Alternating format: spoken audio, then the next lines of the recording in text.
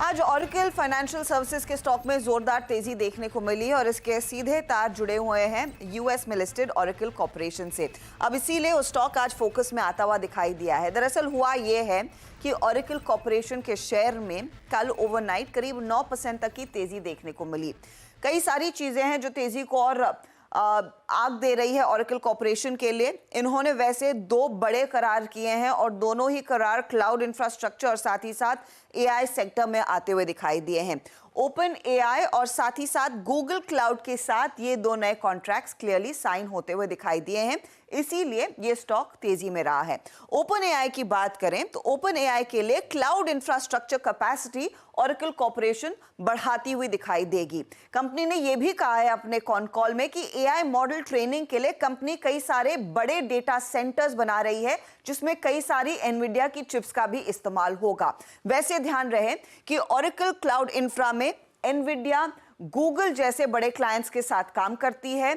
यही नहीं, Elon Musk की जो कंपनी है XAI, वो भी कंपनी की एक बड़ी क्लाइंट में शामिल है।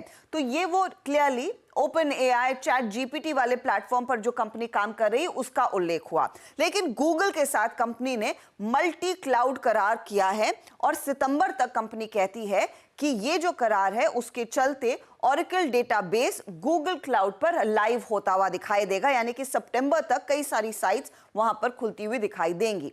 अब सवाल यह है कि यहां से किस तरह का फायदा आएगा। कंपनी ने क्लियरली कहा है कि रेवेन्यू ग्रोथ अगर आएगी वो प्राइमरीली डेटा सेंटर्स, क्लाउड और एआई से आती हुई दिखाई देगी। यहां पर आपने तार जोड़ना है OFSS का।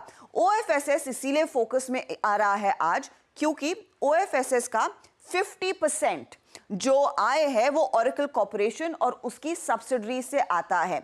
ऐसी स्थिति में अनुमान यही लगाए जा रहे हैं कि ये जो बड़े एआई और क्लाउड इंफ्रास्ट्रक्चर वाले करार ऑरेकल कॉर्पोरेशन कर रही है उसका कुछ ना कुछ ट्रिकल डाउन इफेक्ट OFSS में भी आता दिखाई दे सकता है। इसीलिए आज ये स्टॉक सुबह से ही तेजी में है। चलिए, तो ये बात हुई